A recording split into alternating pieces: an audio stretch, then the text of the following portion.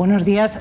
La verdad es que es para mí un honor y un gusto estar aquí, conocer esta universidad, porque no había estado nunca, y comprobar que se trabaja mucho y bien.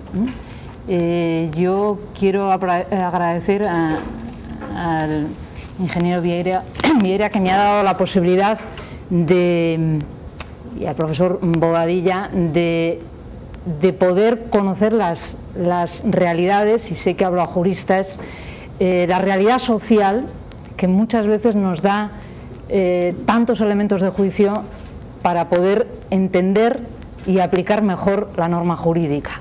Al fin y al cabo, esa es la misión del jurista, ¿no? El saber extraer de la realidad social la justicia oportuna a cada una de las situaciones. Bien, los organizadores me pidieron que abordara este tema, los derechos humanos desde una perspectiva de género. Voy a manejar algún concepto que he impartido ya, que hemos hablado de él en sesiones anteriores, pero teniendo en cuenta que algunos no lo habían escuchado, para poder entender qué supone la perspectiva de género y qué supone la perspectiva de género en el tema de derechos humanos. En este cuadro que ven aquí aparece reflejado el planteamiento actual de los organismos internacionales de Naciones Unidas en el tema de derechos humanos con perspectiva de género.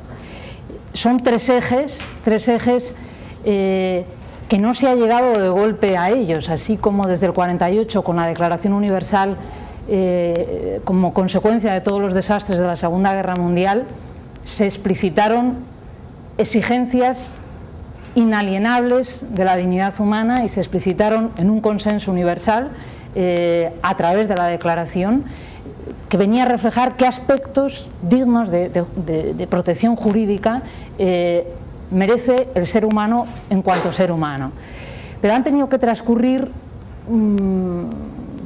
casi 30 años, porque como vamos a ver, el primer instrumento jurídico internacional específico de derechos de la mujer es la Convención de Eliminación de todas las formas de discriminación de la mujer del 79. O sea, estamos celebrando el 30 aniversario de esa convención. Esa convención de alguna forma es la primera aportación de lo que supone la perspectiva de género en términos de derechos humanos. La convención cubre una laguna que consiste fundamentalmente, aplicando la perspectiva de género, consiste en visibilizar las exigencias específicas particulares de la dignidad humana de la mujer. Lo cual, fíjense, quiero decir que la Declaración Universal y los pactos internacionales, es decir, los instrumentos jurídicos de protección de los derechos humanos, a pesar de cubrir todas las exigencias de la dignidad humana, se demostraban a veces insuficientes para tomar en consideración las peculiaridades de la dignidad humana de la mujer. Estábamos hablando de una ley neutral, abstracta, en el sentido de que quería contemplar al conjunto de la humanidad, con independencia de sexo, raza, lengua, que eso lo deja bien claro el artículo 2 de la Declaración, el 26, y después los pactos. A pesar de todo, ese concepto abstracto de dignidad humana, insisto, no tomaba en consideración, por ejemplo, la especificidad del derecho a la salud en el tema de la mujer, por ponerles un ejemplo, o ámbitos de libertad que repercuten, como vamos a ver, de forma específica también en la situación de la mujer, o el derecho a la educación. O sea, derechos que con prisma de género, es decir, vamos a ver ahora con sensibilidad hacia lo que supone la especificidad de la mujer, quedaban al margen. La tercera aportación cronológica, y esta casi les diría que es muy reciente, ha sido el rescatar los derechos culturales. No es que no estuvieran presentes en el origen, porque lo estaban, incluso los pactos, el Pacto de Derechos Económicos, Sociales y Culturales los mencionaba, pero los derechos culturales apenas han tenido desarrollo jurídico hasta la Declaración del 2001 sobre la diversidad cultural. ¿Qué supone hablar de los derechos culturales? El derecho a la identidad cultural, en el fondo, es podríamos decir, la genuina forma en el tiempo y en el espacio de reivindicar mi dignidad humana. Hablábamos en alguna de las sesiones que no existe naturaleza humana sin cultura y cultura sin naturaleza humana. Luego puede haber formulaciones de derechos humanos que cuando se aplican en los contextos geográficos y culturales concretos determinados pueden provocar exclusión. A mí no me importa que me interrumpan si yo no me explico bien o no se entiende. Es decir, las culturas pueden excluir de muchas formas o pueden incluir. Una cultura puede conllevar en sí discriminaciones estructurales, porque el ordenamiento jurídico, las instituciones, están contemplando como el punto de referencia, el punto de la mayoría en unos casos, o de la minoría con poder en otros. Puede ser de hombre, puede ser minoría o poder representado en una raza, en una lengua, bien, de tal forma que el rescate de los derechos culturales quizá haya sido impelido precisamente por los efectos de una sociedad global que nos aproxima a las diferencias. No olviden, como juristas, que los estados, el concepto de estado, tanto desde el punto de vista de la filosofía política como jurídica, se ha construido desde la monoculturalidad, es decir, el poder necesitaba unificar lengua, religión, para generar el Estado. Desgraciadamente en Europa de esto tenemos mucha experiencia, la creación de Europa y la división en estados es en parte fruto de las guerras de religión, la religión utilizada como elemento aglutinante de un sector de la población y por lo tanto excluyente de otra. Bien, como les decía, en la fase actual hemos pasado, y esto va a incidir en cómo se interpreta ahora el derecho a la igualdad, en reconocer el derecho a la diferencia. El derecho a la diferencia. A la diferencia, repasen incluso los motivos de discriminación, el derecho a la diferencia lingüística, racial, sexual también, que es dar un giro en positivo a la interpretación de la igualdad. Ese avance, hemos dicho cronológicamente, derechos humanos, cuestiones de género, diversidad cultural.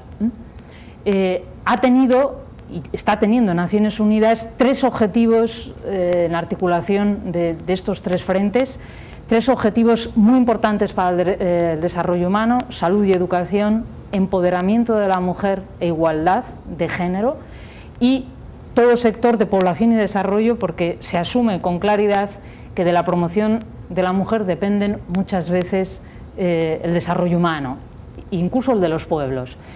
Para tratar de aclararnos, y yo pido disculpas a los que ya me han escuchado esta primera parte, pero si no pienso en los demás y va a resultar más difícil comprenderla, ¿de qué estamos hablando cuando hablamos de género? Estamos hablando de una categoría de análisis que nos va a permitir diferenciar lo que hay de biológico y lo que hay de cultural en la construcción social. Como jurista, fíjese que esto va a tener repercusiones en la definición de categorías y de instituciones jurídicas, porque el derecho se construye sobre la base de estos dos pilares: naturaleza y cultura o libertad. Igual que la propia construcción de la identidad personal arranca de esos dos elementos. El derecho no deja de ser un instrumento de la cultura. Eso explica que, entre otras cosas, que existan ordenamientos jurídicos diferentes que, tomando como un punto de referencia común la dignidad humana común, la articula culturalmente de forma distinta, a veces a través de sus ordenamientos jurídicos. Creo que a nadie se nos esconde, piensen, por poner un ejemplo, en el contraste de la regulación del derecho de familia o del derecho de la persona de un país islámico o de un occidental. Si ustedes echan un vistazo a la Constitución de cualquier país de Oriente Medio, se darán cuenta que en las alusiones que hace la Constitución a estos temas, a derechos de la persona y de la familia, se aplica directamente, y así lo reconocen sus constituciones, la ley islámica, con todo lo que se supone, porque la ley islámica asume estructuralmente un concepto cultural en el tema de la igualdad de sexos, que no es igualdad, y que se va a traducir en términos de herencia, en términos de derecho a contraer el matrimonio, en términos de patria potestad, etcétera, etcétera, ¿no? De hecho, ya estamos avanzando que el ámbito más sensible a la construcción de género va a ser todo lo que se refiere a familia y persona. Con todo, yo quiero aclarar dos conceptos que no podemos confundir: la perspectiva de género y la ideología de género. La perspectiva de género, ya lo hemos anunciado, es un instrumento de análisis que nos ayuda a descubrir cuánto hay de construcción social y cultural en la asignación de recursos, de propiedades, de roles en función de los sexos. Construcción cultural y social, y que puede arrastrar discriminaciones, podríamos decir, congénitas. Mientras que la ideología de género se convierte en un instrumento ideológico de deconstrucción de categorías jurídicas y, si quieren, también culturales, a la postre, al final, al servicio de unos intereses ideológicos concretos. En este caso, en el supuesto, o sea, diríamos, las patrocinadoras fundamentales de la ideología de género es un sector del feminismo, ni siquiera todo el feminismo, porque dentro del feminismo hay podríamos decir, planteamientos muy distintos, desde el feminismo de la igualdad radical, que ya se superó, porque se comprobó que el precio de esa igualdad radical pasaba por la automutilación, podríamos decir, de la identidad de la mujer. O sea, si yo, para promocionarme como mujer, copio el modelo de hombre, por el camino estoy renunciando a lo que es específico mío como identidad femenina, de tal forma que para promocionarme profesionalmente, por ejemplo, tengo que renunciar a la maternidad. Bien, les decía, desde ese sector del feminismo hasta el feminismo de la diferencia, que precisamente lo que busca es cómo garantizar, en función de aspiraciones y necesidades distintas, la justicia que hay que hacer a las situaciones de la mujer y del hombre. Bien, si yo me he conseguido explicar, la perspectiva de género no deja de ser una herramienta útil que nos ayuda a descubrir discriminaciones que no tienen ningún tipo de fundamento, mientras ningún fundamento en la dignidad humana, sino cultural, y la ideología de género, que se convierte en un instrumento de ideologización hacia unos intereses concretos, hacia unos planteamientos concretos, por otra parte minoritarios. Minoritarios en cuanto a las necesidades y aspiraciones de las mujeres. Con todo, avanzo que quienes están promocionando esta ideología de género han sido lo suficientemente sagaces para colocarse estratégicamente en, diríamos, órganos y puntos de decisión con capacidad de incidencia, como voy a tratar de demostrarles, a nivel internacional. Gráficamente, aquí tendríamos ese esquema entre diferenciar sexo y género. El sexo nos lo aporta la biología, el género añade a la biología el elemento cultural. La masculinidad y la feminidad, cada cultura la puede construir social y culturalmente de una forma diferente. e insisto, con plasmación en instituciones y categorías jurídicas. La ideología de género, y lo avanzo, va a tratar de eliminar esta diferencia y pasar de que todo es biológico a que todo es cultural. Y en consecuencia yo voy a demostrar a través de categorías e instituciones jurídicas que yo puedo definir, autodefinir mi identidad sexual, la institución matrimonial, la herencia, veremos ahora a continuación esas plasmaciones. Estas serían las tres posibles formas de articular ese binomio naturaleza-cultura. En este modelo tendríamos el modelo de identidad en el que, invocando lo biológico, claro, hombre-mujer, convierten en exigencias de la naturaleza lo que en realidad no es tal. Es decir, yo puedo estar confundiendo y decir que como la mujer es madre, la mujer tiene que renunciar a niveles educativos, e invocando, no, es que te corresponde como naturaleza ser madre y en consecuencia no promocionarte como persona en el ámbito educativo. O ejemplos, si quieren, más drásticos que pueden explicar prácticas tan aberrantes como la mutilación genital. Si yo he elaborado una construcción de mujer que en el fondo es cultural, pero la estoy vendiendo como exigencia de la naturaleza, mujer igual a objeto de placer al servicio del hombre, la mutilación genital me garantiza que solo yo, hombre, accedo a mi mujer, punto uno, y dos, elimino la posibilidad, con la mutilación del clítoris, del placer, por ejemplo, sexual de la mujer en las relaciones sexuales.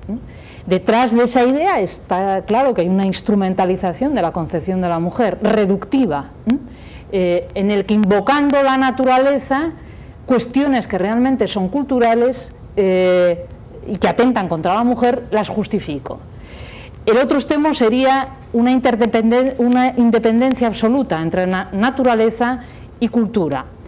A medida que yo voy adquiriendo poder, y poder en este caso manifestado, por ejemplo, a través del progreso biomédico, trato de demostrar, como voy a mostrarles a continuación, que en realidad lo que me han estado vendiendo como naturaleza es también cultura, porque si yo genero, a través, por ejemplo, del progreso biomédico, posibilidades cada vez más amplias de ejercer mi maternidad,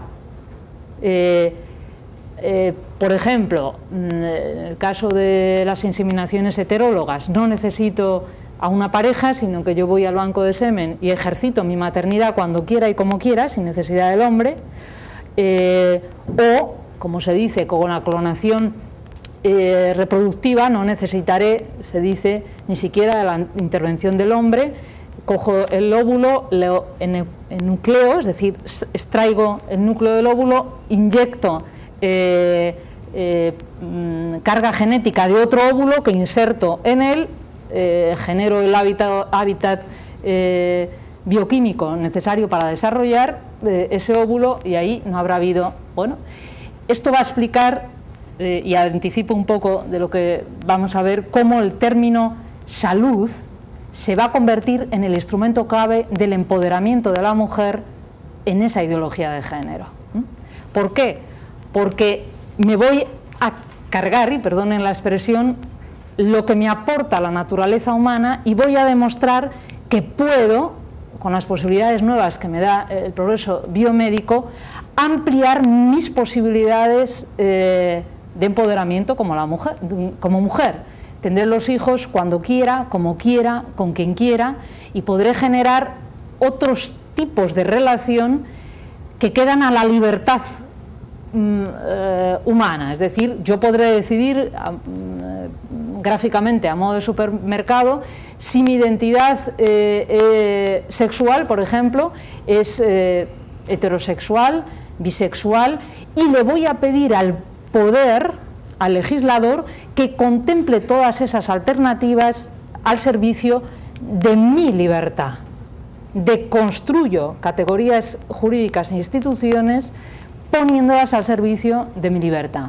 Por eso vamos a ver cómo se han disparado las reivindicaciones de los llamados derechos sexuales y reproductivos, como instrumento clave del empoderamiento de la mujer, que va a eliminar, porque la mujer siente que es así del lastre de su discriminación, esa vinculación a una naturaleza que le ha hecho, naturaleza sexuada, mujer, que le ha impedido promocionarse como mujer.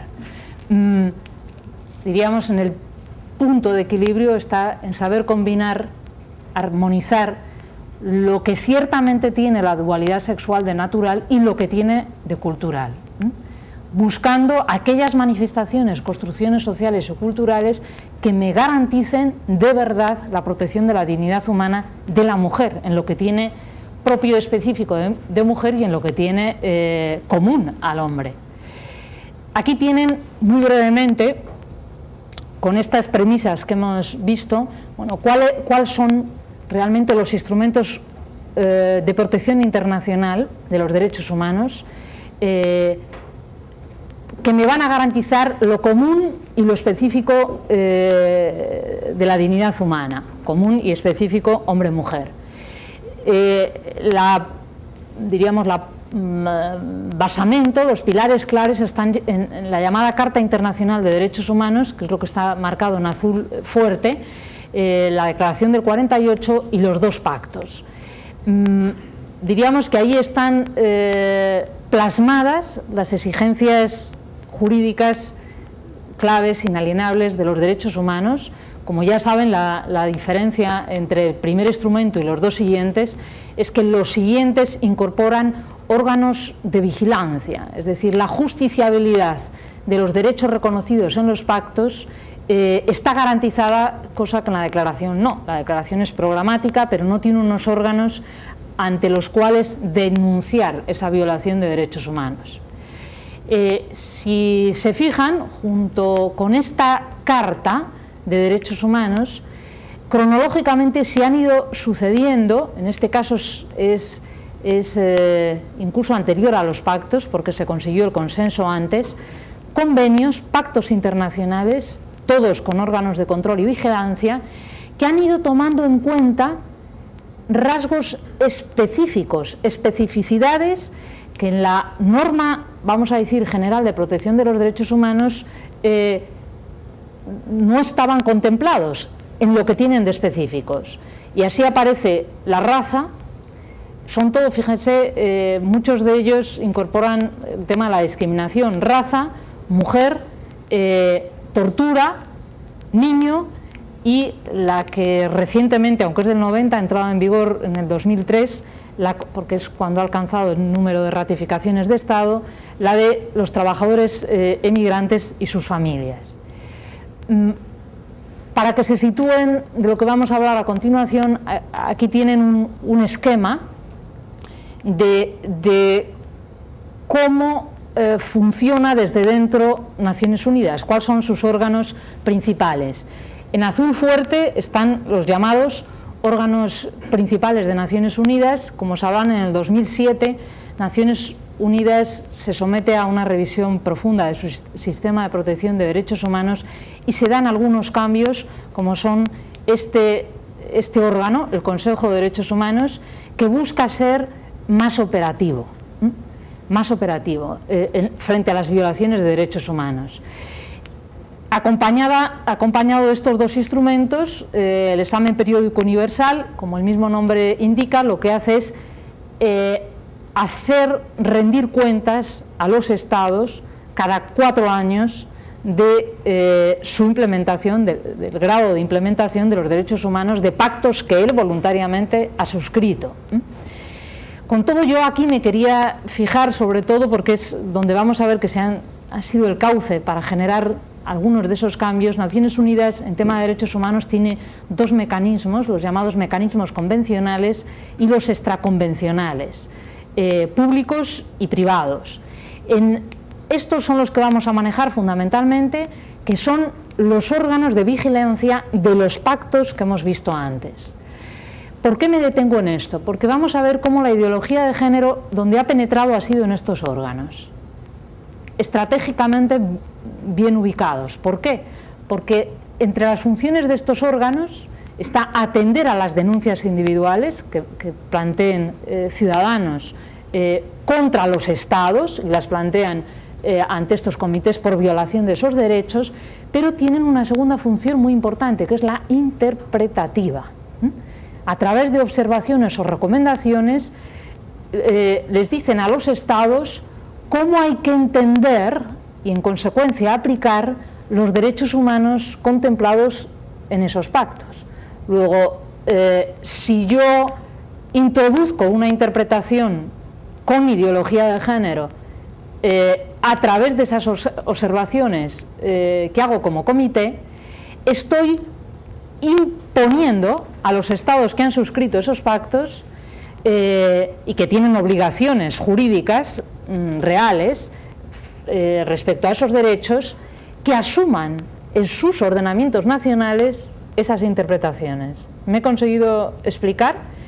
De tal forma que la estrategia es sagaz, porque yo puedo provocar cambios en las legislaciones nacionales, cambios que no se solicitan de abajo arriba, es decir, desde la sociedad del Estado frente al poder público, sino que me los están exportando o importando.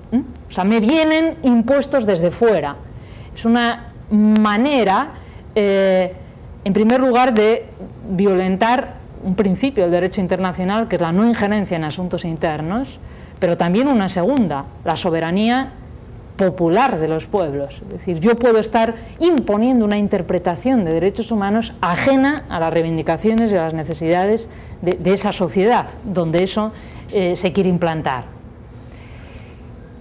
Ha sido concretamente el comité,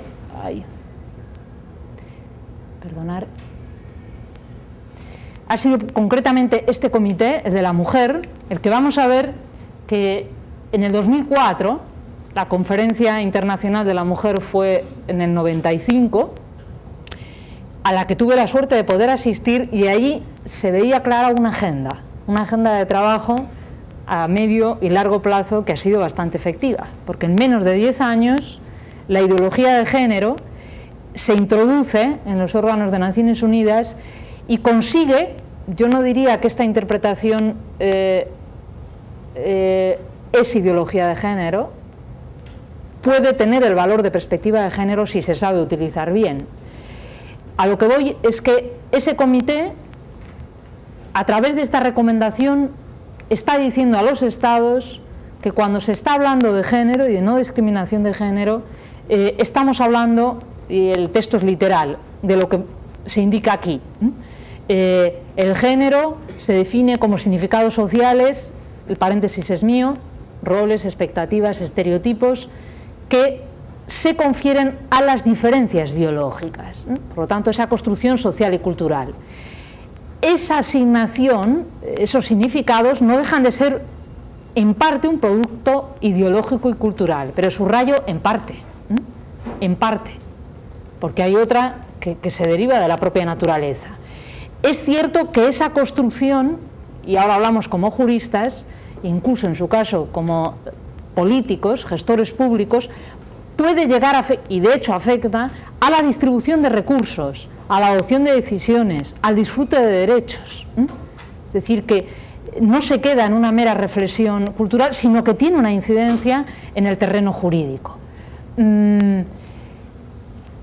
Entrañan, aquí podríamos ver una parte de la ideología de género, una asimetría de poder. Se hereda de la dialéctica marxista, tema de dialéctica de poder, en este caso de poder entre los sexos.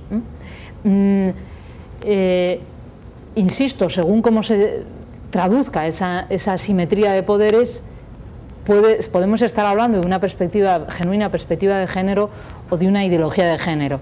Yo hablaba hace un rato, después de la experiencia en campo, que gracias a la unidad de proyectos he tenido ocasión de ver, Y les tengo que reconocer que me ha sorprendido lo mucho que asume la mujer peruana. Y en las zonas rurales es increíble. Es decir, la mujer de la zona rural asume, si quieren, los roles culturales más extendidos en mujer, es decir, todo el ámbito privado, la casa, la economía doméstica, pero compruebo que la mujer cava y trabaja el abastecimiento del agua, la ves en las fotos, da igual la edad, igual que el hombre. Eso les puedo decir que en mi país ni siquiera en la zona de campo se ve.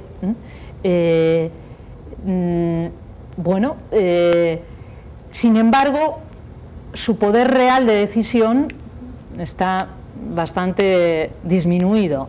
O sea, hacen, pero no deciden, o deciden muy poco. Hemos tenido experiencias incluso, les diría que fuertes, de testimonios muy sinceros de mujeres muy sencillas que públicamente han reconocido la violencia que padecen. Casos frecuentes debido a lo que beben los hombres. Y cuando yo les preguntaba, ¿y esto por qué? Y me decía, señorita, es que es costumbre. Y yo digo, bueno, pero hay buenas y malas costumbres, ¿no? La costumbre no es norma en todo caso. Las costumbres pueden ser revisables cuando atentan a la dignidad humana, ¿no?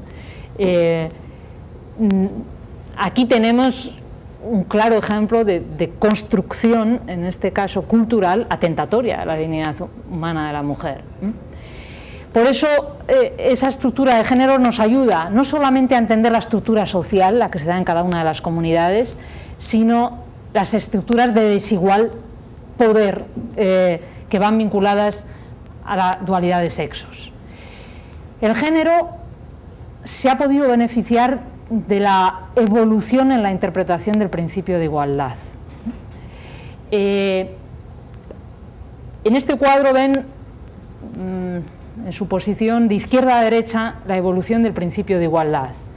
En el primer bloque, la igualdad y no discriminación, que incluye la igualdad formal, la igualdad ante la ley, la primera reconocida, el hecho de ser hombre o mujer, de la raza, de la lengua que tenga, no me puede situar en una posición desventajosa frente a la ley.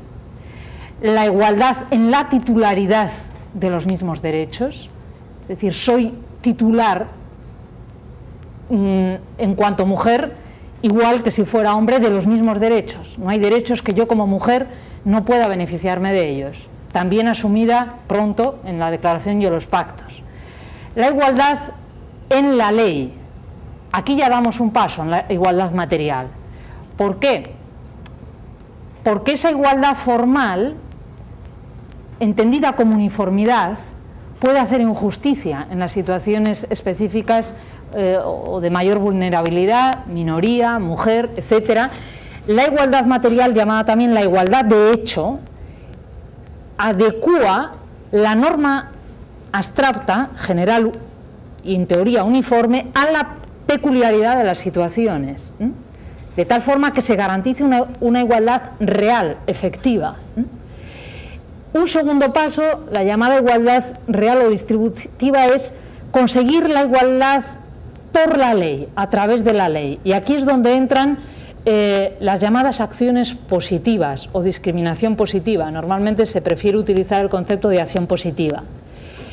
Aquí el punto de referencia no es el todos, sino el punto de referencia son las personas en situación de vulnerabilidad, por las distintas razones que sea, raza, lengua, sexo, de tal forma que es la ley la que impulsa la igualdad, dotando de ventajas, de beneficios a esa minoría o a esa persona en situación de vulnerabilidad. Me he conseguido explicar, es como si les diera un plus de reconocimiento, dándoles, por ejemplo, la posibilidad, pienso en el caso de España ahora con el tema de la inmigración proyectada en la educación, por ejemplo, dando un apoyo educativo a los niños emigrantes, horas extra que paga el Estado que no tienen el resto de los niños, pero porque parten de esa situación desventajosa y tratan de paliarla dotándoles de medios que no tiene la mayoría. El último y apenas desarrollado paso de la evolución del principio de igualdad es el de diversidad, el derecho a ser diferente. Hasta ahora no se había hablado apenas en esos términos. Ahí tienen reflejados los textos y el instrumento, los textos jurídicos y la técnica que se utiliza, que Canadá es quizá el país que más ha recurrido a ella porque tiene constitucionalizada la multiculturalidad, que es la técnica del acomodo razonable. ¿Qué quiere decir eso? El empresario, el gestor, trata de acomodarse en la medida en la que eso es posible, razonablemente, a las diferencias que tiene delante. Flexibilizando horarios, flexibilizando indumentaria, en el caso, no sé, de la mujer islámica que dice, bueno, yo no me voy a quitar el velo para dar clase. Bueno, ¿cómo puedo yo acomodar eso? Sin embargo, buscando el mismo ejemplo, si esa mujer islámica trabaja en salud, le van a decir que se tiene que quitar el velo por el acomodo razonable, porque no es razonable por garantía de motivos de higiene, por ejemplo, que ella lleve el velo. Bien, sobre este contexto pasamos a ver cómo se ha fraguado la ideología de género y qué efectos jurídicos y políticos está teniendo. Traslada la lucha de clases a la lucha de sexos y para evitar las discriminaciones dice, deconstruyamos para construir una sociedad sin sexos, pero literalmente, es decir, la posibilidad de garantizar a través del derecho la libre elección de mi identidad sexual y en su caso del tipo de relación humana que yo quiera establecer. Por eso la liberación de la mujer en este esquema heredado del marxismo pasa por la deconstrucción o destrucción de aquellas estructuras que consagran desde su punto de vista la discriminación de la mujer, que son fundamentalmente la familia.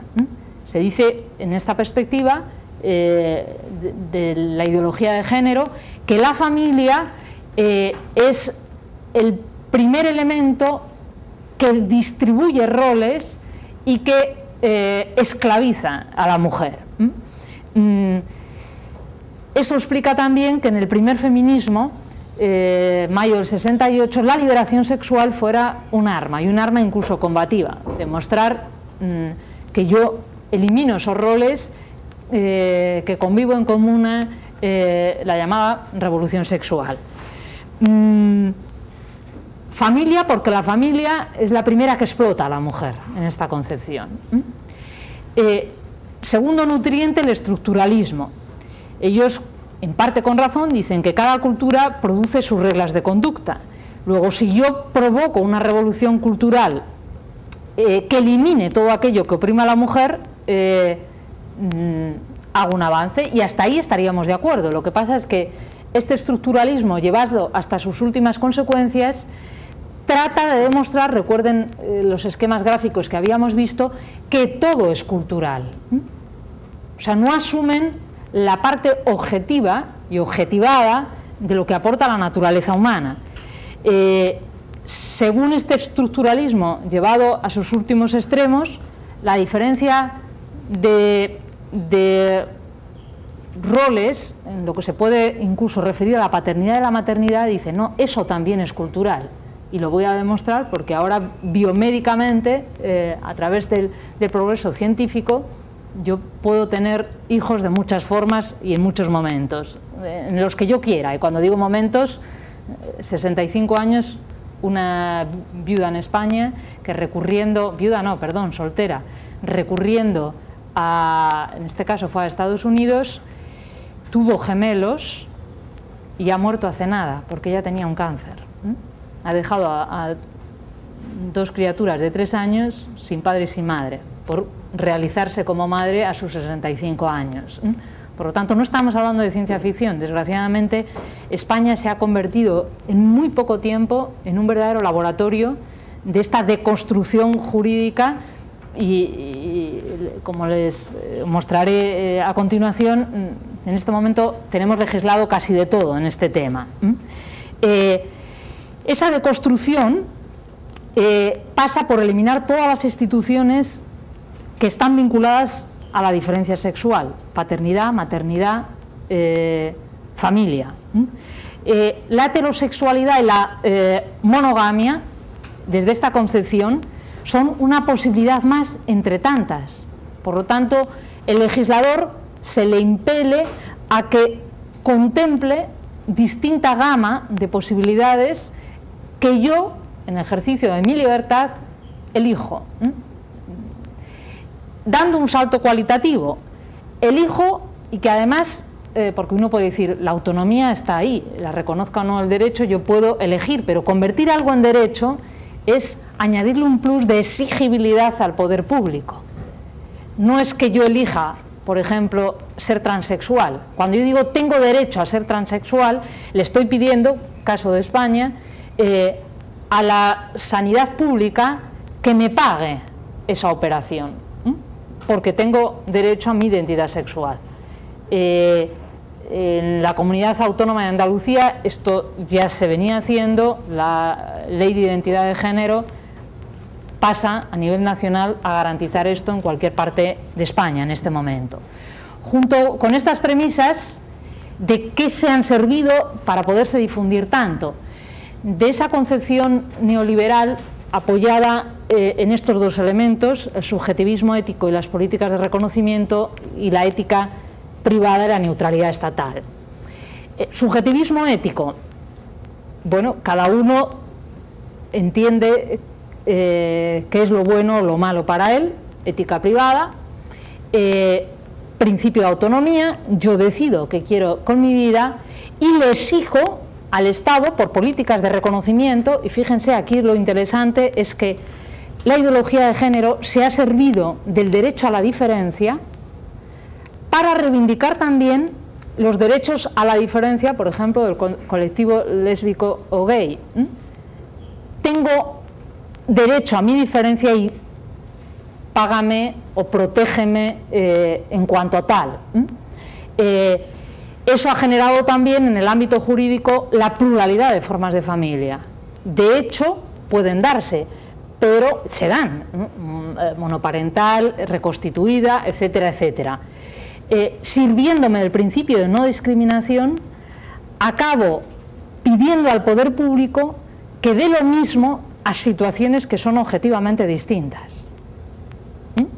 Y aquí una reflexión que podríamos hacer en alto: ¿por qué? ¿Por qué yo digo que son distintas? Yo ahí enarbolo una tesis que es la de los indicadores en las funciones estratégicas de la familia. ¿Qué quiero decir con esto? No cualquier núcleo interpersonal, si quieren llamarlo familia, cubre con la misma eficacia, el mínimo coste y la mayor sostenibilidad las funciones que son típicas de la familia. Es decir, al legislador nunca le ha interesado de la familia el afecto entre las dos personas, cómo se mide eso, cómo lo traducimos en normas, sino la familia me socializa a mis ciudadanos de la forma más eficaz y más barata. Y eso lo estamos viendo en España. Familias de riesgo, las familias de riesgo son caras para el Estado, porque el Estado tiene subsidiariamente que cubrir aquello que naturalmente, esas funciones productivas, reproductivas, asistenciales, educativas, que da la familia. Por lo tanto, no es un tema de discriminación el no dar a la pluralidad de familias lo mismo, sino de gestión eficiente de mis recursos. No puede ocurrir como está pasando en España, y lo digo porque lo conozco de cerca. Tengo una hermana que ha adoptado una niña en la India, con grandes dificultades para adoptar en España, dificultades de años, y que en cambio en este momento no tengan apenas dificultades las parejas homosexuales en España para adoptar.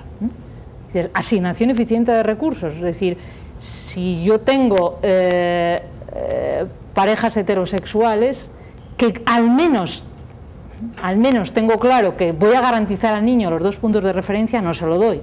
Y les estoy buscando este ejemplo, pero les diría en curso de políticas públicas familiares que en España apenas están desarrolladas, apenas cuentan con el apoyo del Estado, no así en otros países de la Unión Europea, y sin embargo el Estado está dando prestaciones a esas otras formas de familia realmente minoritarias, cuya contribución a la sociedad, objetivamente, aquí yo no estoy ideologizando, objetivamente son menores.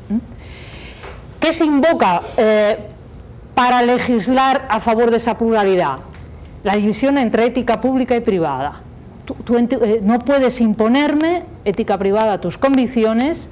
Yo, poder público, me limito a ser neutral y a garantizar la protección de las distintas reivindicaciones que se dan en mi sociedad, lo cual es una falacia, porque no existe ley neutral, y mucho menos en términos de familia y en términos de alta sensibilidad ética que afecten directa o indirectamente a la sexualidad.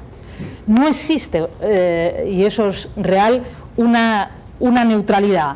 Si la neutralidad la concibo por representar la mayoría, los votos de la mayoría, una mayoría en Alemania justificó los campos de exterminio. Y como consecuencia de esa atrocidad tenemos la declaración. De ahí que parte de la, diríamos, contrarrespuesta a estas tesis es denunciar las falacias que van detrás. Detrás de una política de familia o una política de salud hay una idea de persona y en función de ella yo legislo. ¿Qué le puedo pedir al Estado? Como mínimo que me garantice, si realmente es plural, la pluralidad de reivindicaciones. Es decir, si yo entro al juego de pluralidad de formas de familia, ¿por qué usted no me da a mí, familia normalmente constituida y sociológicamente la más presente, más medios en términos de presencia proporcional que las minoritarias? Refiriéndome en este caso a las homosexuales. Es cierto que la ideología de género se ha servido de la globalización o la mundialización para poderse difundir con mucha mayor velocidad y capilaridad. Es decir, entrar en legislaciones de los estados, provocando cambios, como vamos a ver. Por acelerar mi exposición y no aburrirles, también eso ha supuesto, y esto es otro argumento a invocar, un neocolonialismo cultural. Una minoría de países o de ideologías están imponiendo al resto, contradiciendo el derecho a la diferencia, a la diversidad, sus formas de entender la vida, imponiendo su cultura al resto.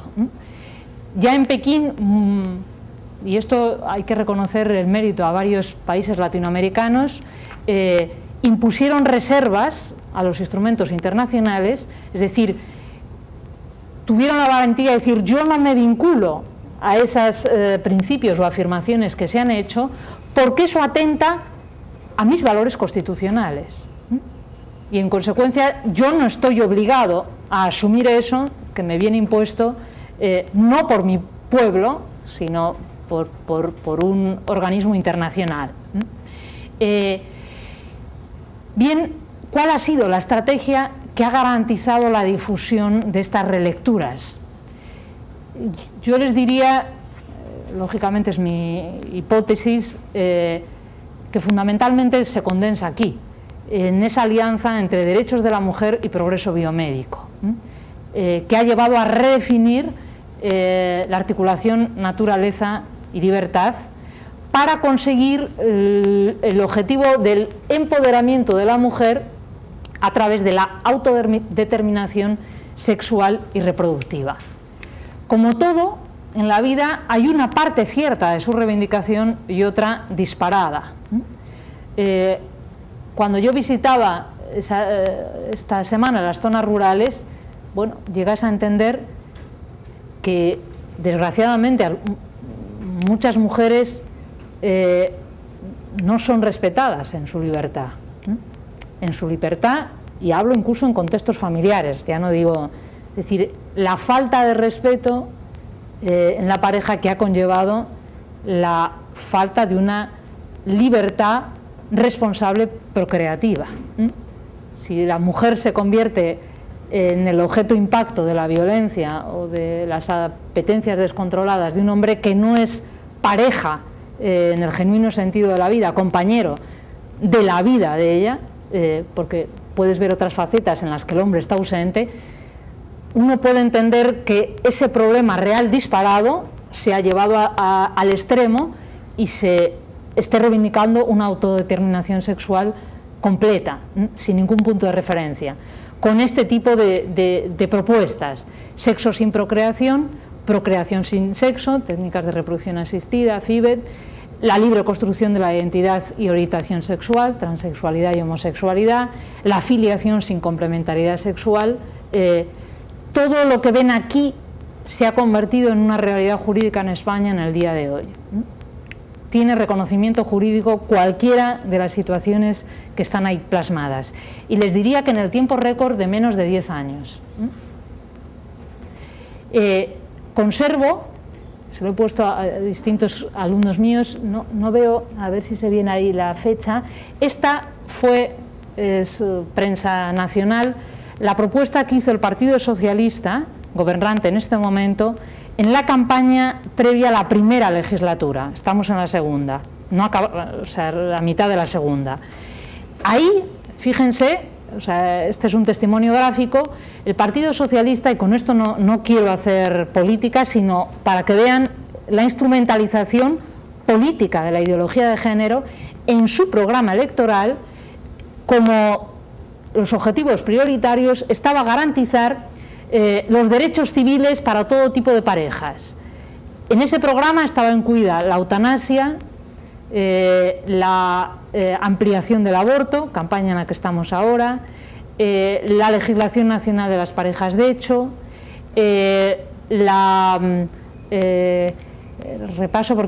los matrimonios homosexuales, la ley de identidad de género, o sea, una agenda que se anunciaba en un momento en el que, si no se pensaba que pudiera ganar el Partido Socialista en ese momento, y como recordarán, todo se precipitó con el 11 de septiembre, que giró las perspectivas, porque en teoría esto solo captaba el voto que se quería captar en ese momento de las minorías, sobre todo feministas y homosexuales. Pero yo les diría que no era una reivindicación, una necesidad de la sociedad española estas reivindicaciones. Apuntaron a una minoría para ganársela, pero ¿qué ocurrió? Que ganaron las elecciones y esto estaba comprometido en su agenda electoral. Luego, a una velocidad increíble, se ha legislado y, como bien ustedes saben, introducir mediante legislación es más fácil que después reformar lo que se ha introducido, sacarlo, ¿no? De hecho, será difícil, no digo imposible, pero esa labor sirviéndose, y esto lo tengo que reconocer como española, de una anestesia social de la sociedad, en el que las cuestiones de ética privada han entrado tanto en la cabeza del ciudadano español que, bueno, yo no estoy de acuerdo, pero yo no lo voy a hacer porque voy a impedir que otros lo hagan. Nuevamente esa idea de la neutralidad, que no se dan cuenta, y estamos ahora sufriendo las consecuencias, que una ley legisla para todos. En consecuencia, en el tema, por ejemplo, del aborto, no se reconoce, hay grandes dificultades a los médicos para objetar. Una norma que se pone a beneficio de unos acaba repercutiendo negativamente en otros, a los que no se les están reconociendo las mismas posibilidades de defender sus convicciones. Pasó también con el tema de los jueces que se negaban a presidir las uniones de homosexuales. No se ha reconocido la posibilidad de la objeción de conciencia a los jueces frente a ese tipo de matrimonios. Por lo tanto, insisto, la neutralidad, en la medida en la que se convierte en la ley para todos, impone a todos. Aquí les traía gráficamente para ver cómo han penetrado conceptualmente los derechos sexuales y reproductivos con la interpretación que introdujo, y es la que se está invocando, la sentencia Roe Wade en el 73, con la que se reivindica el derecho a mi opción, el choice, pro-choice, ¿no? Es decir, yo puedo elegir, y ahí se gira.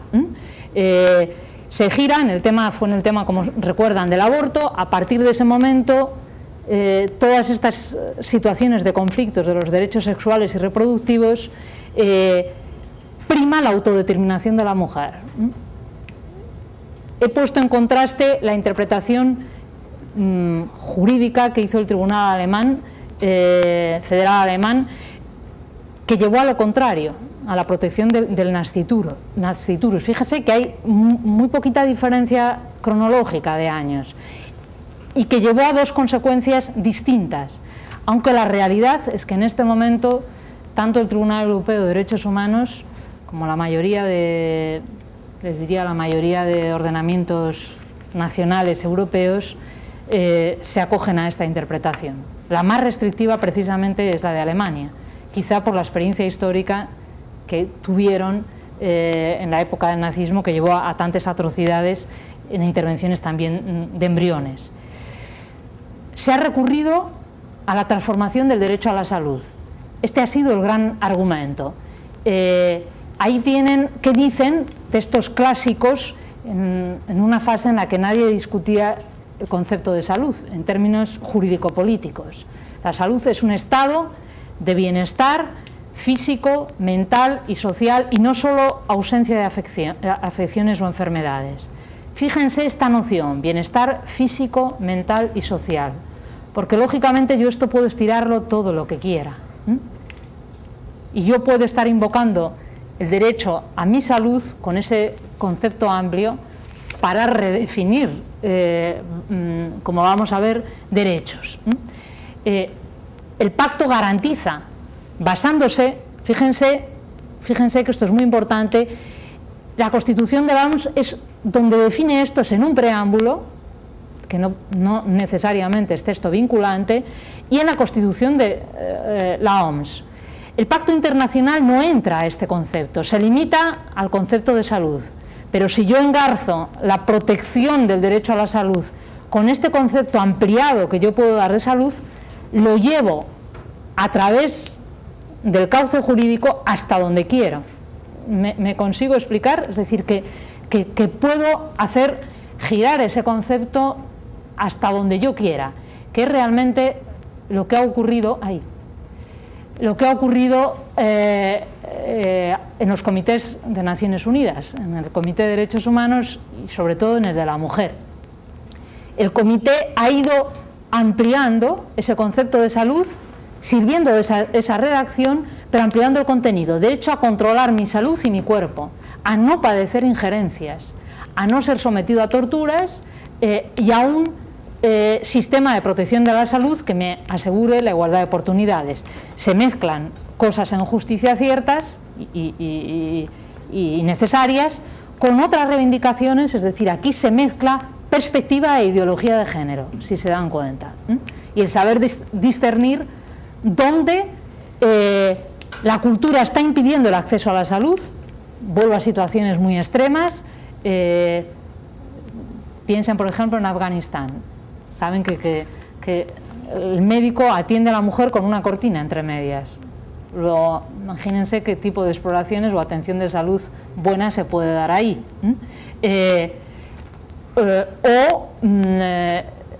Por no, voy a situaciones más próximas. ¿Cómo puede repercutir? Y de esto el informe de Amnistía Internacional reciente frente a Perú le acusa de no garantizar a las mujeres campesinas, además indígenas, por los sitios donde viven, se añaden toda una serie de dificultades que no garantizan la igualdad de oportunidades en el acceso a la salud. Y la consecuencia es que se dispara la mortalidad en mujer por motivos de salud vinculados a la maternidad.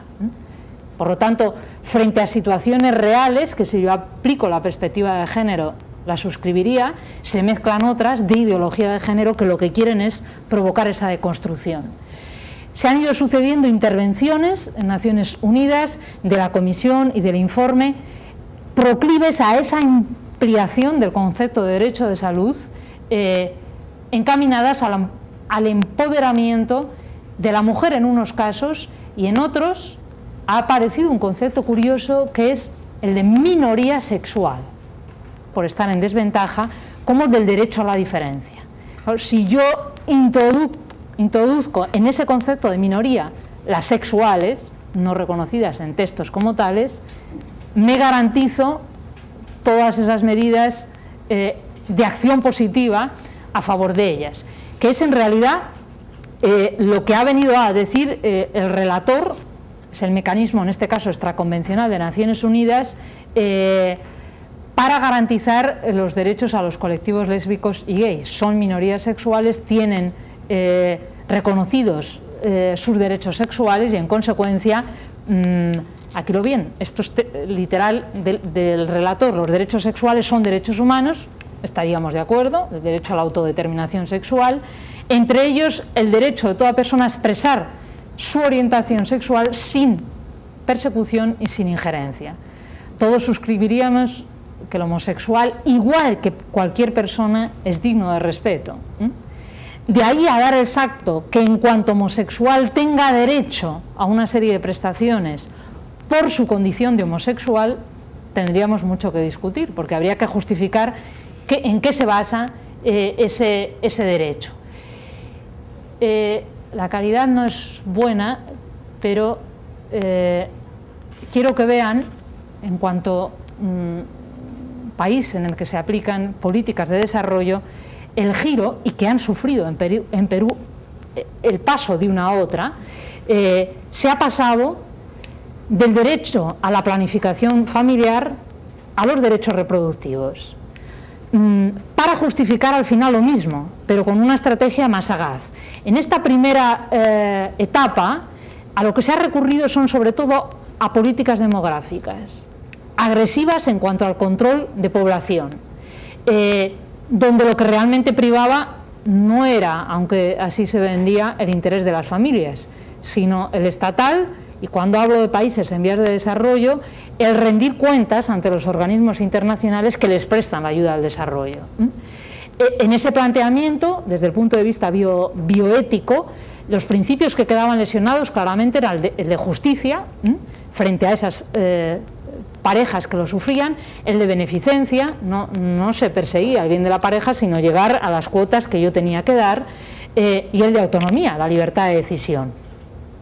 El ejemplo más claro es la campaña que sufrieron algunos colectivos aquí, ¿no? de ligadura, esterilizaciones no informadas de colectivos, que ha llegado esa reivindicación ante el comité, y a Perú se le ha acusado de haber vulnerado la salud y los derechos reproductivos por haber aplicado estas políticas. Políticas que alimentaron, y esto hay que decirlo claro y está documentado, los mismos colectivos que ahora se han pasado a esta otra estrategia. ¿Por qué? Porque es que era políticamente incorrecto, si yo estoy a favor de la mujer, suscribir estas políticas. Han visto los efectos. O sea, el efecto ha sido que ha sufrido la mujer las consecuencias de esas políticas, con un intervencionismo directo en el cuerpo de la mujer, y en la familia de la mujer, y en las relaciones, digo de la mujer porque físicamente lo ha sufrido ella. No sé si aquí también se han practicado vasectomías o solo ha afectado a la mujer, lo desconozco. No sé si incluyeron vasectomías también, o sea, así como las mujeres lo tengo claro, desconozco si esas políticas...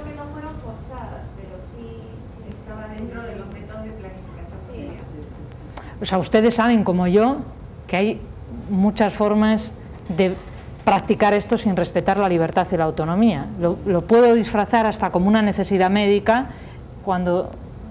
lesionando lo que se llama el principio del consentimiento informado, principio biomédico que tiene que dar clarísimo. Yo no puedo intervenir ni en uno y en otro sentido, pero sí debo intervenir dando con objetividad y con claridad toda la información, que es normalmente lo que falla. También en el aborto, en este momento, en cómo se plantea la ampliación en España, debate en el que estamos de lleno metidos. ¿Cuál ha sido el salto? Dadas las consecuencias, política demográfica de la China, de la India, lesivas fundamentalmente para la mujer, se ha girado el planteamiento y se ha recurrido no a políticas demográficas sino a sanitarias, invocando derechos humanos y salud de la mujer. Aquí el giro ya no está en argumentación en el Estado y en las políticas públicas que le interesa al Estado, sino lo que se vende es el interés del individuo. Tu mujer como tal, y aparece la medicina paternalista en países del vía de desarrollo, yo, organismo internacional, yo papá Estado, te voy a proteger frente a tu marido, frente a tu familia, colocándote lo mismo que te estaba colocando aquí, aquí de forma agresiva y directa, aquí vendiéndotelo como verdadero empoderamiento de la mujer. Tú decides y no decide la pareja. En países de sociedades del bienestar, a través de la medicina del deseo. El ejemplo que les ponía de la señora de 62 años, yo como mujer quiero realizarme como madre, se me ha pasado el ritmo biológico, pero como tecnológicamente puedo realizarlo cuando quiera, pido al poder público satisfaga esta pretensión mía dándome un hijo. Dándome un hijo teniendo 62 años, o siendo una pareja de lesbianas, o siendo... ¿Qué se ha lesionado aquí? Fundamentalmente el principio de justicia en cuanto a la relacionalidad, es decir, la maternidad pasa a ser cosa de mujeres, para las mujeres, el hombre se invisibiliza en esta, diríamos, es como la revancha del empoderamiento. Hombre, no te necesito. Tanto una como otra política, el efecto final es ese aislamiento, con mayor o menor confrontación incluso en los sexos, y no deja de ser dos formas, si quieren, de presentación diferente, pero de instrumentalización de la mujer al final la misma. Son dos formas distintas de no implicar al hombre en la maternidad de la mujer, al fin y al cabo. Con todo lo que eso supone, llevado, como les decía, a la terminología de los derechos reproductivos. Telegráficamente ya hemos ido avanzando, esa transformación se ha fraguado sobre todo en el ámbito internacional, sirviéndose de la negociación multilateral por grupos de presión muy activos, que hay que reconocerles ese mérito, recurriendo al derecho a la salud y muchas veces coaccionando a los estados. Yo les decía que reconozco el mérito de los países latinoamericanos, porque hubo otros, fundamentalmente africanos, que frente a las presiones políticas, pero también económicas, de retirada de ayudas del desarrollo, asumieron las estrategias que les ponían. Los objetivos finales de esa ideología de género son estos: llegar a la emancipación sexual y reproductiva de la mujer, generar una sociedad sin sexos, sirviéndose de lo que se llama la teoría del cambio. Con un calendario claro se trata de lograr cambios en términos y en elecciones para llegar, y este es el punto importante, a que los estados lleguen a legalizar expresamente, porque como tales no existen en los textos internacionales, los derechos sexuales y reproductivos. Me detengo solamente, corro para detenerme solamente en lo que interesa. A ver, esos han sido los peldaños de la teoría del cambio, con este orden. Primero, trato de forzar una reinterpretación autorizada de las normas jurídicas nacionales e internacionales. ¿Sirviéndome de qué? De la jurisprudencia, introduzco en la jurisprudencia nuevas interpretaciones, o de las observaciones de los comités. Genero el caldo de cultivo para el cambio.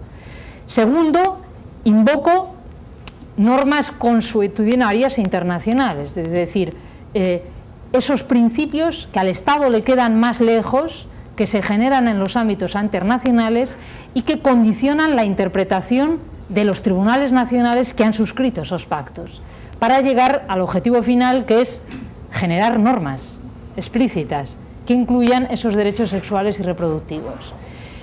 Aquí brevemente en un croquis está dónde y cómo se puede intervenir en esa redefinición, donde se presiona a los estados para que lo ratifiquen, el estado lo ratifica, tiene que elaborar el informe y cómo, en qué momentos concretos se le puede impeler al Estado a que provoque ese cambio.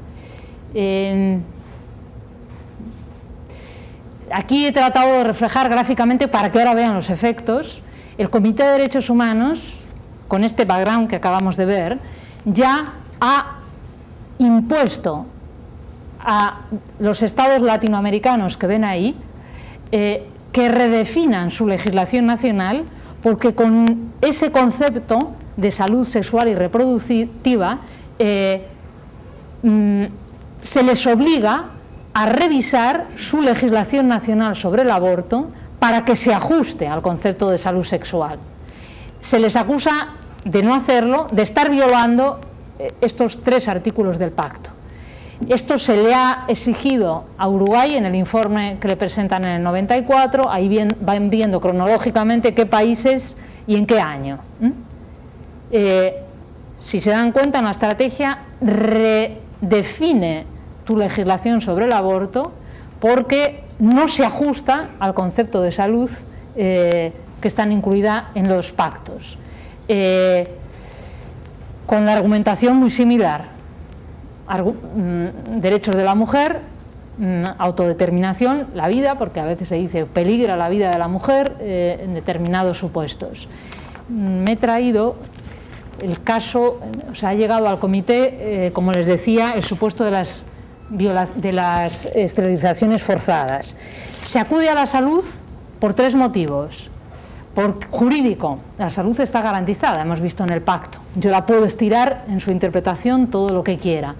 Epidemiológicos, porque es cierto que hay un alto índice de mortalidad materna vinculada al embarazo y al parto, pero habría que indagar cuáles son las causas que provocan esa situación.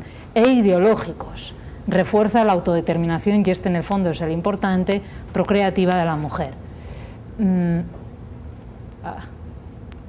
sé qué ha ocurrido, pero se ha bloqueado.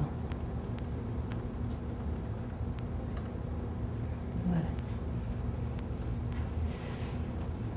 Gráficamente, casi ni me voy a molestar en explicarlo. Ahí ven cómo, sirviéndose de las conferencias internacionales de la mujer, se ha ido paulatinamente en cada una de ellas de tutelar la maternidad hasta llegar a entender la sexualidad y la reproducción como un derecho, y es un derecho, nadie lo negaría, la autodeterminación, nadie puede decidir por mí mi maternidad, a girarla para ampliar en qué situaciones. Ahí tienen brevemente puesto, brevemente, pero es literal, cómo la Conferencia del Cairo y de Pekín redefinen e introducen, y este es el argumento que invocan todas las políticas públicas para hacer esos cambios legislativos, lo que supone la salud y los derechos reproductivos. Los derechos reproductivos abarcan ciertos derechos humanos, esta es la clave. ¿Cómo lo han introducido? Los derechos reproductivos como tales, con ese término, no existen, pero ellos dicen, eso no quiere decir que no existan, sino que se reconducen a derechos que ya están reconocidos. Viene a decir, no estamos innovando nada. El derecho a la salud, el derecho a la integridad física, el derecho a la libertad, están ya reconocidos. En consecuencia, vienen a decir, no innovamos. ¿Qué incluye? Si se fijan en lo que está marcado en rojo, esos derechos reproductivos incluyen el derecho de todas las parejas individuos, aquí ya, perdónenme la colada, individuos, los derechos reproductivos pasan a ser derechos no solamente de la pareja, sino del individuo, a decidir libre y responsablemente número, espaciamientos, a disponer de información y medios, adoptar decisiones sin sufrir discriminación, coacciones ni violencia. Nuevamente aquí podríamos tener mezclada perspectiva de género e ideología de género, si se dan cuenta, según hacia dónde yo quiera llevar este contenido. Dato importante que este se introdujo por las presiones de los grupos, podríamos decir, pro vida, de las delegaciones estatales, porque tal y como estaban los derechos reproductivos formulados en su inicio, eran más bien derechos para no tener hijos, pero no si uno quería tenerlos.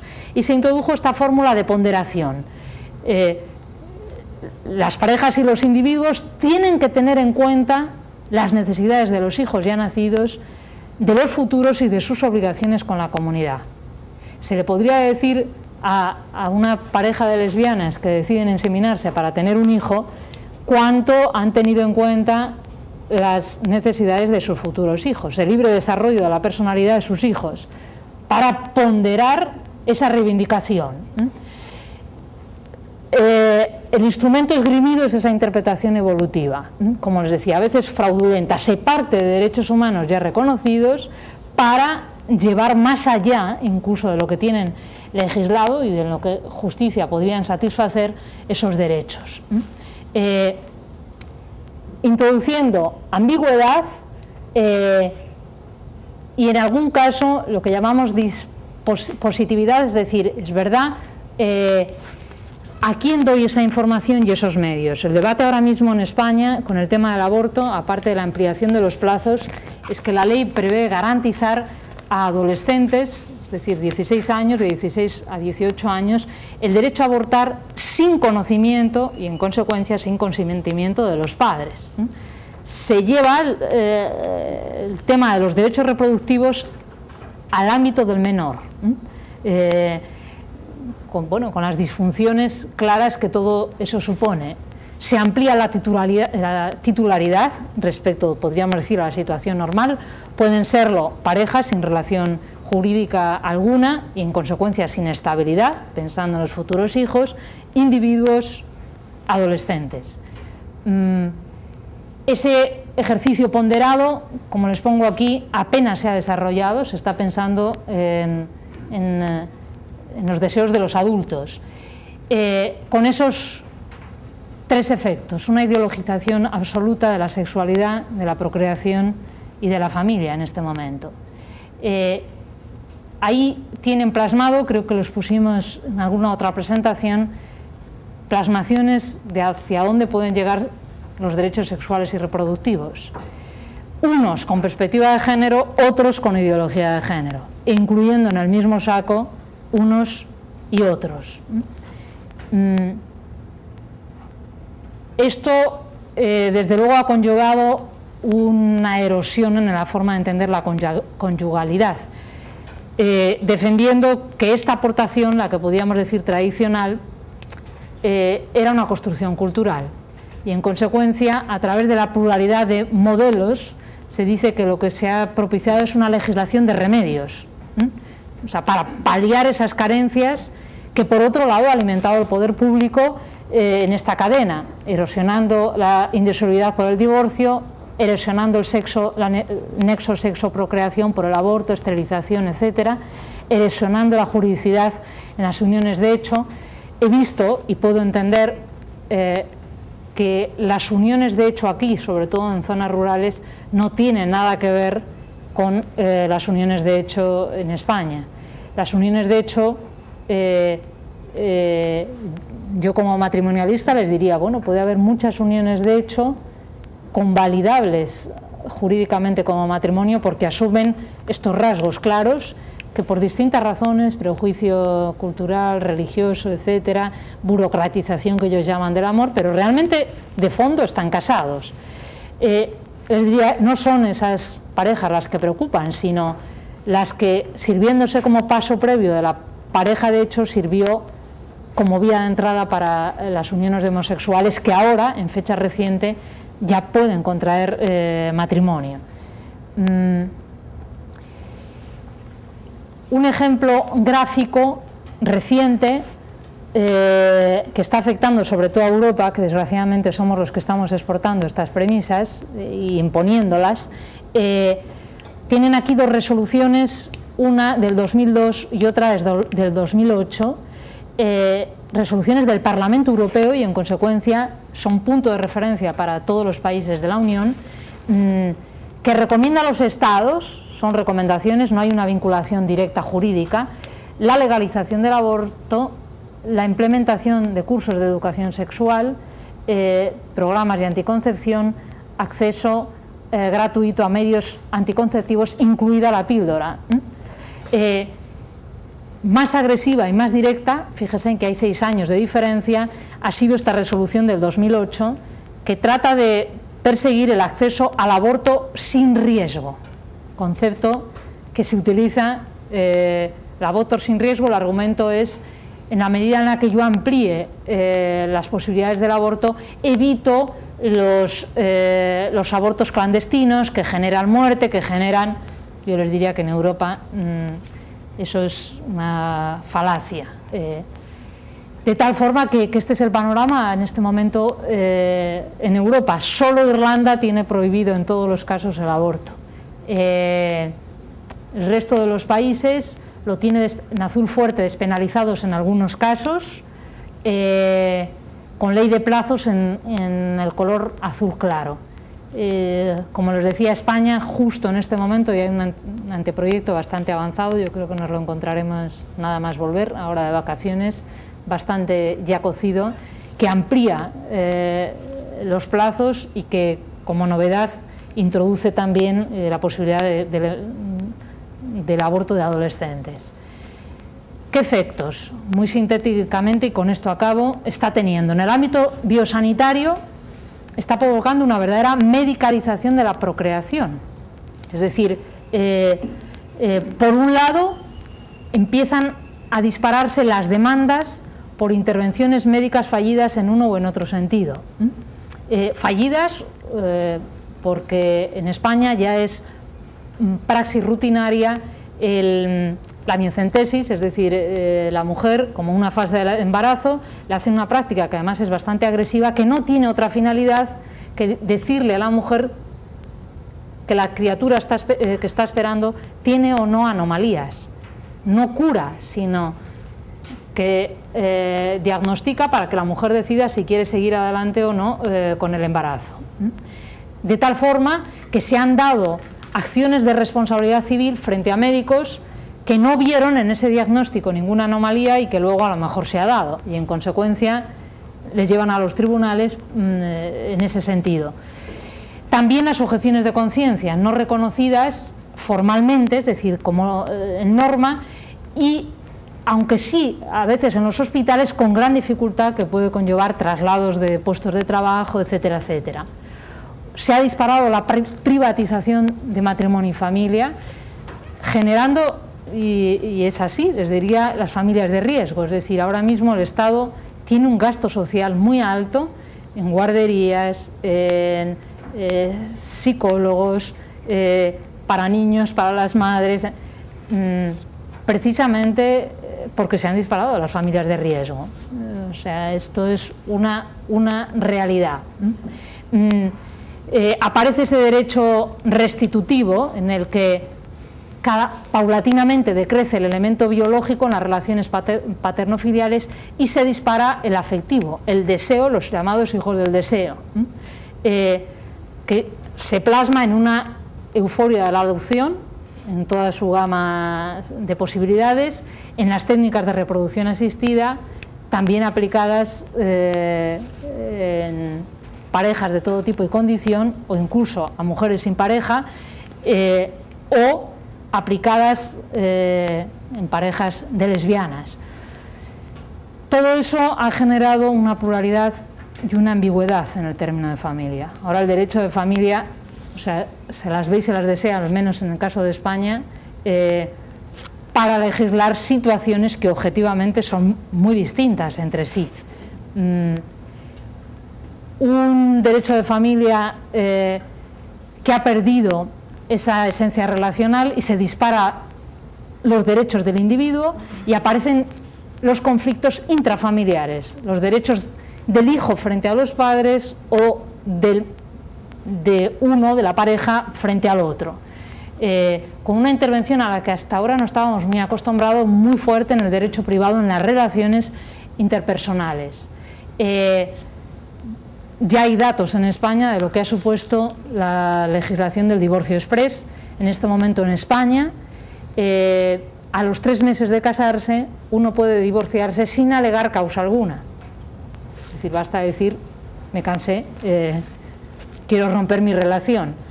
Pueden hacerse una idea de cómo se han disparado el incremento de divorcio. Saben que dicen que ahora estos datos se han frenado por una sola razón, la crisis.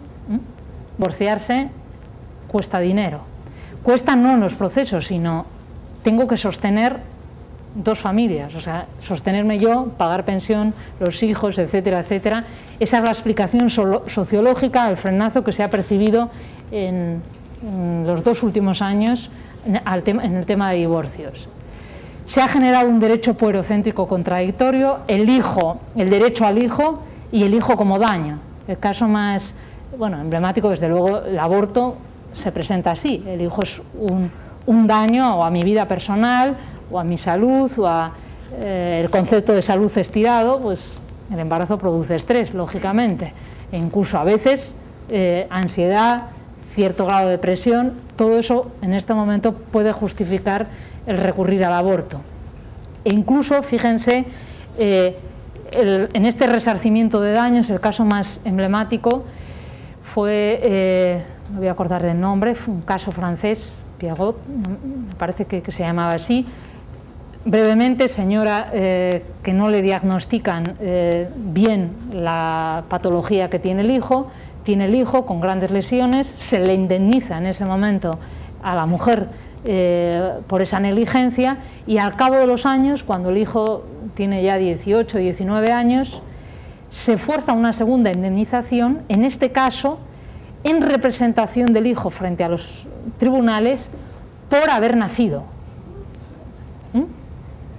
El tribunal dio la razón, caso Perruch, dio la razón a la señora, generando una verdadera catarsis en París, que forzó después una legislación, porque claro, imagínense que se introduzca indemnízame porque yo no debería haber nacido, no lo está diciendo el sujeto, sino la madre del sujeto, ¿no?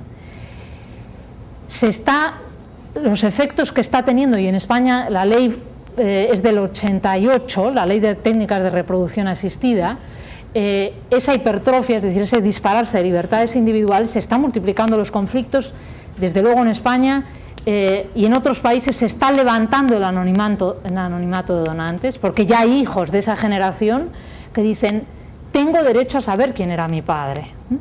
Y es el caso de Canadá, y no recuerdo qué otro país, un país europeo, que quizás sea el Reino Unido, que ha revisado la legislación que en principio prohibía revelar, o sea, protegía el anonimato, y como consecuencia de hijos nacidos de esas técnicas que han reivindicado lo contrario, se les han reconocido.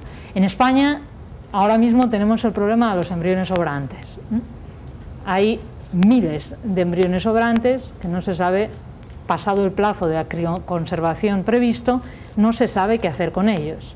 En la reforma que se hizo de la ley, que pilló incluso el cambio político, en la primera, la fórmula que se dio, no fecundar más de los que se iban a implantar, con el fin de que todos los fecundados fueran al útero de la madre. Eso levantó ampollas en las clínicas que se dedican a esto, porque la fase de preparación de estimulación ovárica es latosa, y prefieren provocar la fecundación de varios para asegurar la eficacia. Luego el Partido Socialista revisó esa premisa y volvió a aumentar esa cifra. Eso pensando en lo que pueda venir ahora, pero lo que está claro es que no se sabe qué hacer con esos embriones. Se está optando por la destrucción natural. Argumento que interesa también desde el punto de vista de las empresas que se dedican a estos temas, porque es material biológico que interesa tener para poder hacer esas investigaciones.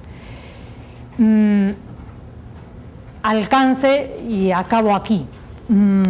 ¿Qué se está pretendiendo con todo esto? Pone redefinición del matrimonio, pero yo les diría de la familia, redefinición, desaparición o verdaderamente un redescubrimiento. Yo siempre defiendo que a veces los problemas son oportunidades, nos ayudan a recuestionarnos cosas que a lo mejor no nos las habíamos planteado y que uno dice, pues sí, a lo mejor estábamos dando por evidente, porque no estaba cuestionado culturalmente, el rol de masculinidad, feminidad, la conyugalidad, la educación sexual, y uno tiene que volver sobre sus pasos para darse cuenta de que lo que está demandando la sociedad en este momento a veces es redescubrir esas evidencias que dejan de ser tales. Fíjense en el caso de Europa, esa redefinición, convenio del 50, aquí está diciendo en qué consiste el ius connubii, a ver si son capaces de captar dónde está el quiz del cambio de formulación entre el ius connubii en el 50 y en la actual Carta Fundamental del 2001. ¿Dónde creen que está ahí la... Hombre y mujer, efectivamente, desaparece, luego pueden ser titulares de ese derecho cualquiera. Fíjense, exactamente, derecho a casarse y a fundar una familia. O sea, aquí un mismo término, derecho, parece englobar casarse y fundar. Se está presuponiendo que hay un nexo entre el derecho a contraer matrimonio y fundar una familia. Aquí explícitamente se dividen los derechos, derecho a contraer matrimonio y derecho a fundar una familia. Luego, implícitamente, estoy asumiendo que yo puedo fundar una familia de formas muy diversas, sin casarme. No es solamente la sutileza, la interpretación auténtica que ha hecho el Presidium, que es el que elaboró la Carta Fundamental del 2001 de Derechos, lo dice explícitamente. La redacción de este derecho se ha modernizado, interpretación evolutiva, para abarcar casos en los que legislaciones nacionales reconocen vías distintas al matrimonio para fundar una familia, no impone ni prohíbe matrimonio de personas del mismo sexo, y este derecho, dicen, es similar al de la Convención, aunque ampliado. Si se dan cuenta, ese juego de equilibrios, pero lo han colado. Esta vendría a ser la interpretación auténtica, por lo tanto, los tribunales, cuando mencionan el nuevo artículo de la Carta Fundamental de Derechos, Carta de Derechos Fundamentales de la Unión Europea, tienen que saber que implícitamente en ese artículo se está pensando que es conforme a la Carta la legalización de los matrimonios homosexuales. De forma condensada, aquí tienen en fechas la Ley de Divorcio Exprés del 2005 también, cambios legislativos que se han dado en España. Se ha reformado el Código Civil, garantizando el matrimonio de homosexuales, se ha flexibilizado todavía más la disolución del matrimonio con la Ley de Divorcio Exprés. Dos normas de enorme impacto social, yo creo que ni siquiera valorado por la sociedad civil, no hubo apenas debate sobre estas normas en España. Fíjense con qué velocidad, me parece, corríjame, yo creo que el Partido Socialista me parece que entró en el poder en el 2004, me parece que fue así, sí, o poco antes, en muy poco tiempo, 2005, ya estaban introducidas esos cambios. Finalizo aquí, ¿no? Es necesaria y justificada un trabajo de campo, aquí lo he visto claro, pero no solamente aquí, en España. A veces es verdad que es necesaria una intervención estatal, debe garantizarla en la salud, pero con un perfil realmente bioético. ¿Por qué? Porque afecta a la familia, afecta a la mujer, afecta realmente también a la familia. Esas intervenciones no pueden olvidar, no pueden prescindir, porque es el elemento más clave de la socialidad humana, el carácter relacional que tiene la procreación. Relacional, dos personas, e incluso en el impacto social que eso tiene. Hay ciertamente que garantizar el derecho a la vida y a la salud de todo ser humano, garantizando, y volvemos, si incorporamos la perspectiva de género, la igualdad, la identidad femenina, con toda la especificidad que eso puede tener en estos ámbitos, la reciprocidad y la relacionalidad. Si yo estoy entendiendo la salud como un instrumento de confrontación hombre-mujer, en realidad estoy sembrando una bomba de relojería, como lo estamos viendo en este momento en España, en esos ámbitos. Garantizando la subsidiariedad, en estos temas es la familia, es la pareja la que tiene que decidir, y cuando por la razón que sea no puede tener asistidas todas sus necesidades, es cuando debe intervenir subsidiariamente el poder político, y garantizando a nivel nacional la no injerencia en asuntos internos. Instrumento objetivo, porque me dirán, bueno, ¿y cómo medir el impacto en esto? Sin que me puedan acusar de lo que yo estoy acusando, que es ideologizar familia o matrimonio.